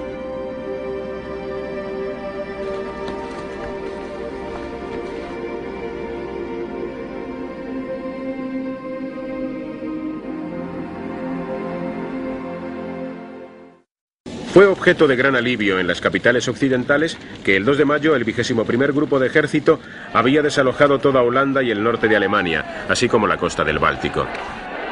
De este modo aislaron Dinamarca de toda posibilidad de una ocupación soviética. Paracaidistas británicos se lanzaron sobre Copenhague para sofocar la lucha entre guarniciones alemanas y partisanos daneses. El 4 de mayo, 1 millón de soldados alemanes en los Países Bajos, Dinamarca y el noroeste de Alemania se rindieron a Montgomery en el cuartel general de su 21º Grupo de Ejército en Lüneburg Heath. Representantes alemanes alcanzaron el cuartel general del general Eisenhower en Reims el 5 de mayo y procuraron prolongar las negociaciones para su rendición para facilitar la huida de todos los alemanes posibles a Occidente antes de que se cerraran las fronteras entre la zona soviética y angloamericana. Los aliados rechazaron esa maniobra. A las 2:41 de la madrugada del 7 de mayo, la delegación alemana firmó formalmente su rendición incondicional. Al día siguiente, el 8 de mayo, el primer ministro Churchill y el presidente Truman declararon oficialmente el final de la guerra en Europa.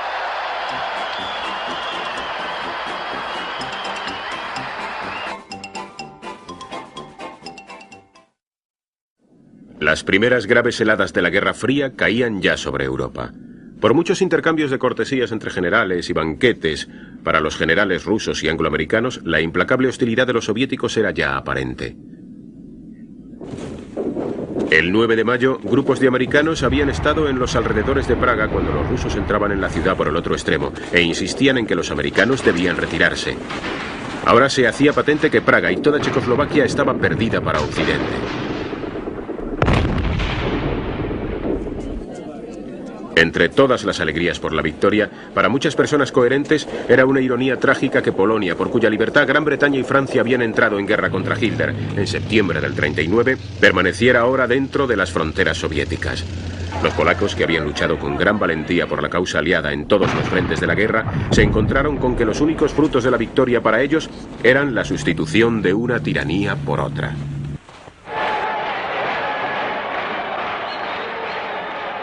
El gobierno de Alemania fue asumido por oficiales de las fuerzas aliadas bajo la dirección global de Eisenhower, que estableció su cuartel general en el gran complejo industrial IG Farben en Frankfurt. La hostilidad del comandante supremo hacia los alemanes se mantenía implacable. Les culpó del inicio de la guerra y de prolongarla innecesariamente.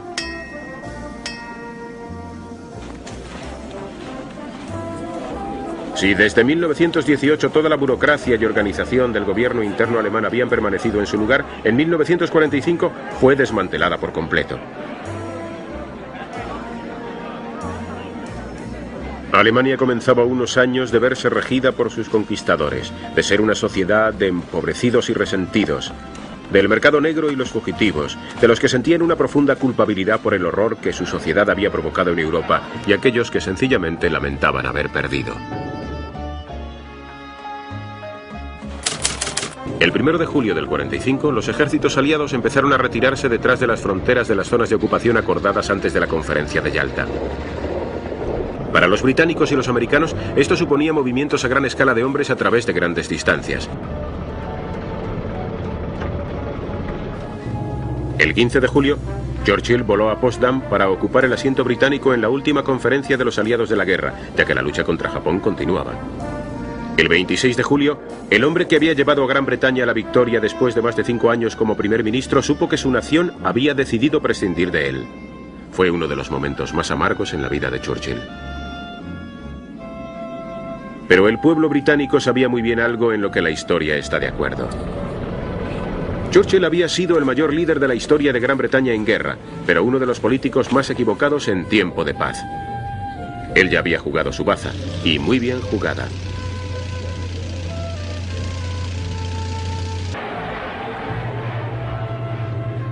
Clement Attlee, líder del Partido Laborista y ahora primer ministro, volvió a Potsdam como representante de su país. Con Stalin y Truman se comprometió a preparar un tratado común con Alemania que en realidad nunca fue alcanzado. Las fronteras de ocupación del este y el oeste de Alemania serían las fronteras de dos naciones divididas de la posguerra. Muchos europeos aprendieron a agradecer secretamente esta partición por creer que el problema de una Alemania todopoderosa que había puesto en peligro la estabilidad de Europa desde el siglo XIX había sido por fin resuelto. Pero nunca sería prudente confesarlo públicamente.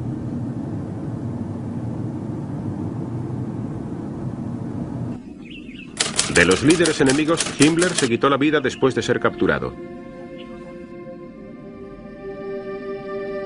Göring se suicidó horas antes de su ejecución en Nuremberg. Keitel, Joll, Ribbentrop, Streicher y otros criminales menores fueron ahorcados. Muchos más, incluido Hess, Speer y Dönitz, cumplieron largas condenas.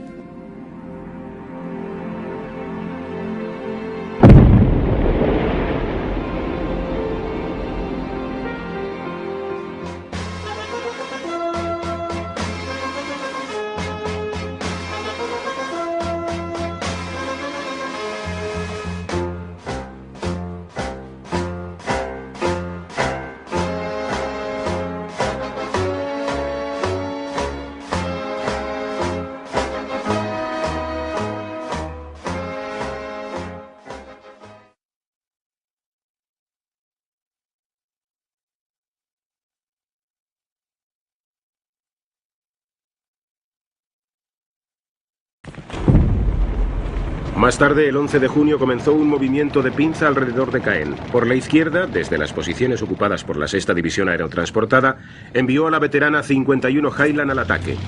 Los escoceses estaban fatigados después de años de lucha en Italia y el desierto. Para decepción de Montgomery, su ataque fracasó. Asimismo, al oeste de Caen, la 7ª División acorazada, las famosas ratas del desierto, formaban la segunda punta de la pinza del plan británico. Sus tanques Cranwell se empeñaron en abrir una brecha en el frente alemán en Normandía. Pero en 2 sucesivos intentos, en Tilly y en Villers-Bocage, los británicos fueron recibidos por violentos contraataques y se vieron obligados a retroceder.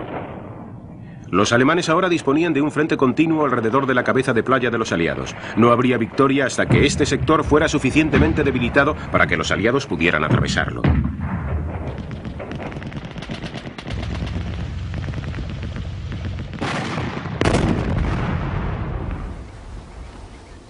Mientras tanto, los alemanes luchaban por crear unas defensas que contuvieran a los invasores. Su estrategia, estorbada por el control férreo de Hitler, no resultó espectacular. Sus despliegues seguían influidos por el temor de una segunda invasión en el paso de Calais. Su indecisión aseguró que desde un principio la superioridad numérica de los aliados se mantuviera. Las fuerzas aéreas aliadas habían cortado casi todas las vías de ferrocarril. Los cazabombarderos impedían todo movimiento por carretera durante el día, pero durante la noche, a lo largo de toda la campaña, los alemanes lograron siempre trasladar suficientes tanques, armas, hombres y provisiones para seguir luchando.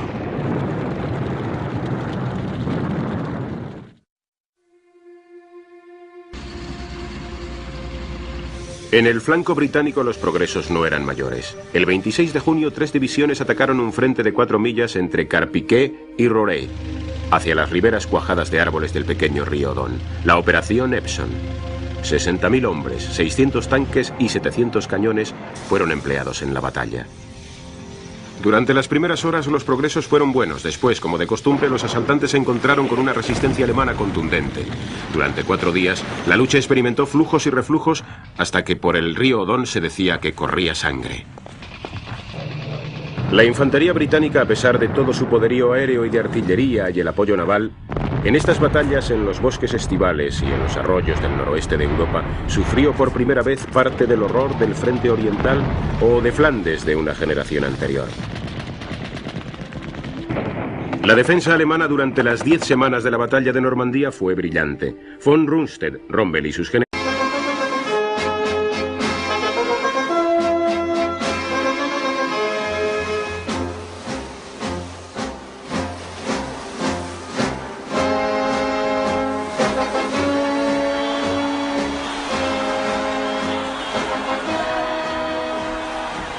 Para un hombre, el alivio de haber escapado al desastre el día D fue quizá lo más impresionante de todo. Winston Churchill. Desde Dunkerque hasta que América entró en la contienda en diciembre de 1941, el primer ministro había dirigido la guerra sabiendo que Gran Bretaña no tenía esperanzas racionales de derrotar a Hitler. Incluso después, en 1942 y 43, Churchill se vio obligado a combatir también con el apasionamiento y la impaciencia imprudente de América para desembarcar en el noroeste de Europa. Los americanos solo veían que la guerra no podría ganarse hasta que los principales ejércitos de Hitler fueran atacados y vencidos. Mostraban poca paciencia, por tanto, ante la cautela de los británicos en las operaciones en el norte de África, Sicilia e Italia, que ellos sabían eran meras fachadas, cuando el 95% de las tropas de combate alemanas estaba comprometido en la campaña de Rusia. Pero Churchill y sus jefes militares comprendían, mientras los americanos no, las inmensas dificultades que entrañaba el dirigir una campaña en el noroeste de Europa y sobre todo el derrotar al ejército alemán. Sabían que la Wehrmacht de Hitler había demostrado ser uno de los mejores ejércitos de todos los tiempos. Enfrentarse a él prematuramente en Francia y fracasar sería una catástrofe para las fuerzas aliadas. Así que instaron a Washington a un aplazamiento. Aparte de esto, en 1942 parecía que los rusos estaban infligiendo terribles daños a Alemania. En el frente oriental, con un coste enorme en bajas por ambas partes, las legiones de Hitler estaban siendo destrozadas mes a mes. Churchill y sus generales estaban obsesionados con el recuerdo del sacrificio de las naciones occidentales en la Primera Guerra Mundial y estaban determinados a evitar otro baño de sangre. En la Segunda Guerra Mundial, tras la barrera de seguridad del canal, los británicos y americanos disfrutaban del lujo de poder esperar, adiestrarse y prepararse para luchar contra Alemania en el momento que ellos eligieran, mientras que durante 3 años los ejércitos ruso y alemán libraban la batalla más sangrienta de la guerra. Mientras los ejércitos aliados occidentales reunían sus fuerzas, los alemanes perdían más de 2 millones de hombres y Rusia más de 15 millones antes de que el primer soldado aliado pisara tierra en Normandía.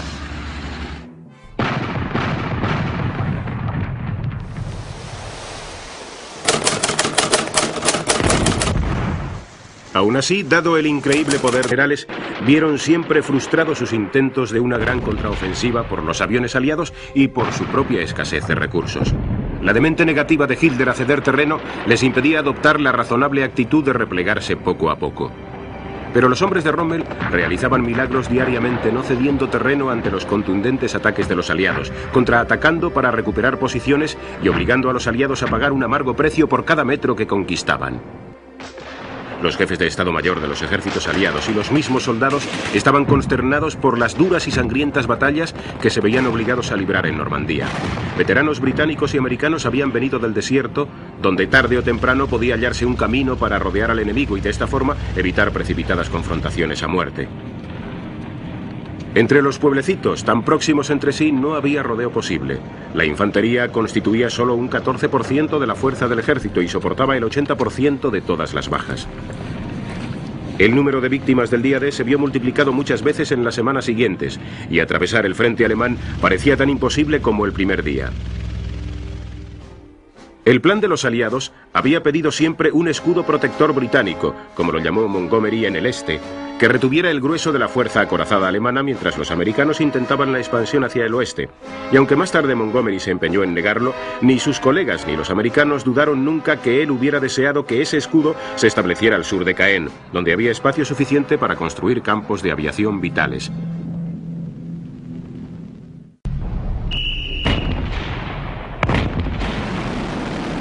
Aunque inferiores en número en Normandía y durante el resto de la guerra, los alemanes se beneficiaron enormemente de la mayor calidad de sus equipos.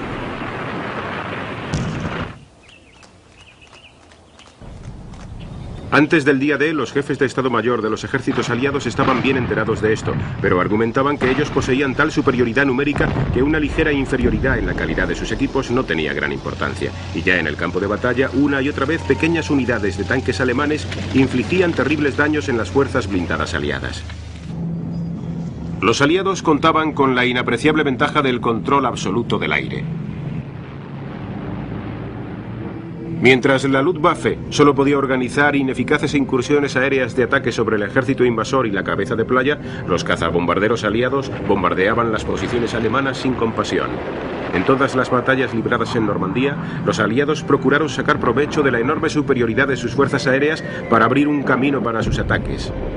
La fuerza aérea fue devastadora contra las comunicaciones. Sin embargo, las tropas atrincheradas se mostraban sorprendentemente resistentes a los bombardeos, con gran consternación para establecer un frágil pero inestimable enlace con sus cabezas de puente aerotransportadas. Hacia el este, en la playa Omaha, la primera y la 29ª división atacaron las defensas alemanas más fuertes del día y se acercaron al fracaso.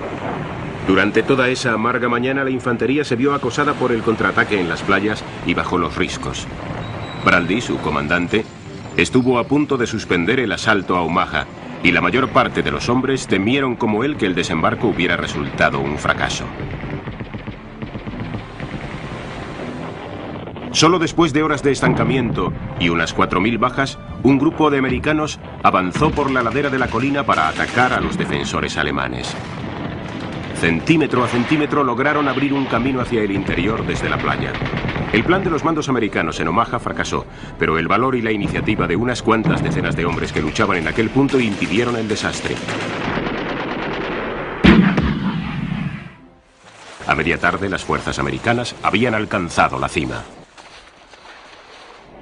Al anochecer del día 6 de junio, los mandos aliados saboreaban el enorme alivio de saber que el primer gran riesgo de la campaña se había superado. Sus ejércitos habían logrado establecerse en la costa francesa. Con un coste de solo unos 2.000 hombres, más de 140.000 habían logrado desembarcar y se habían atrincherado desde Ouistreham hasta la península de Cherburgo. En los primeros días que siguieron al 6 de junio comenzó una carrera mortal entre los dos ejércitos rivales en Normandía para ordenar sus fuerzas en el campo de batalla. A pesar de la leyenda del día más largo, los estrategas aliados habían previsto que sería posible para sus tropas ganar terreno a algunas de las peores divisiones de la Wehrmacht el mismo día D. Todos sus temores se centraban en lo que podría seguir cuando invasores y defensores se afanaran por aventajar las fuerzas del contrario semana tras semana.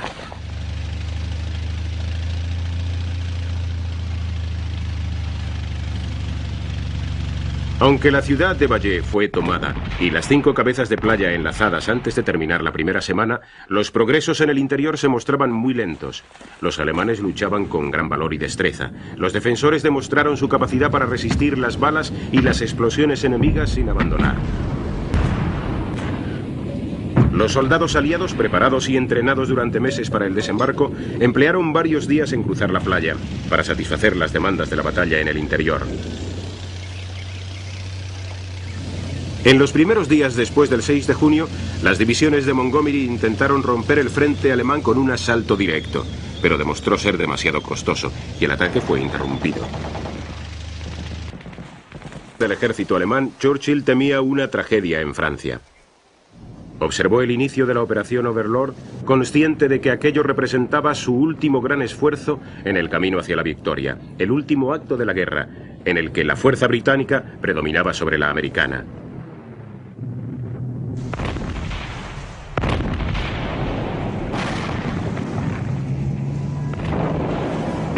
En la madrugada del día 6 de junio de 1944 y precedido del lanzamiento de paracaidistas de la infantería para proteger sus flancos, dio comienzo el desembarco de las fuerzas navales británicas, americanas y canadienses en las playas de Normandía, abriendo así la operación Overlord.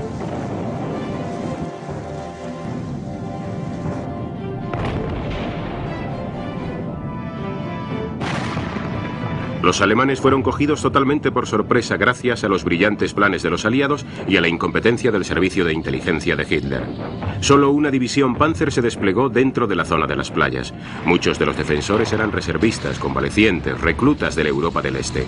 Pero también tropas aisladas costeras lucharon con determinación sorprendente durante las vitales primeras horas del día D.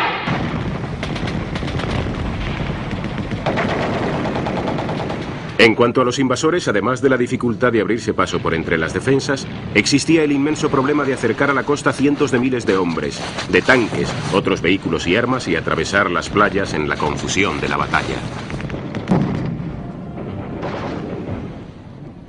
En los sectores británico y canadiense, en las playas de Gold, Juno y Sword, Dorada, Juno y de la Espada, las primeras oleadas sufrieron bastantes bajas. Pero el programa de Montgomery de avance hacia el interior, hacia Bailleul y Caen, se interrumpió rápidamente. Los hombres de Rommel hicieron lo que cabía esperar de ellos, luchando contra lo mejor de los ejércitos aliados y sus enormes fuerzas aéreas y terrestres.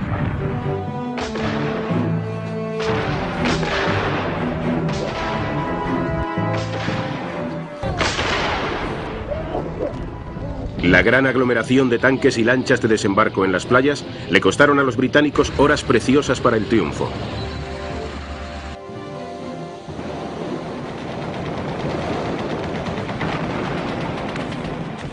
Aún así, los defensores fueron aniquilados.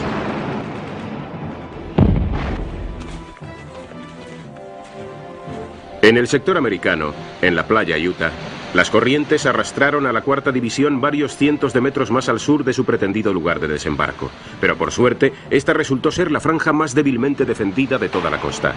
Los americanos avanzaron rápidamente hacia el oeste, hacia el interior.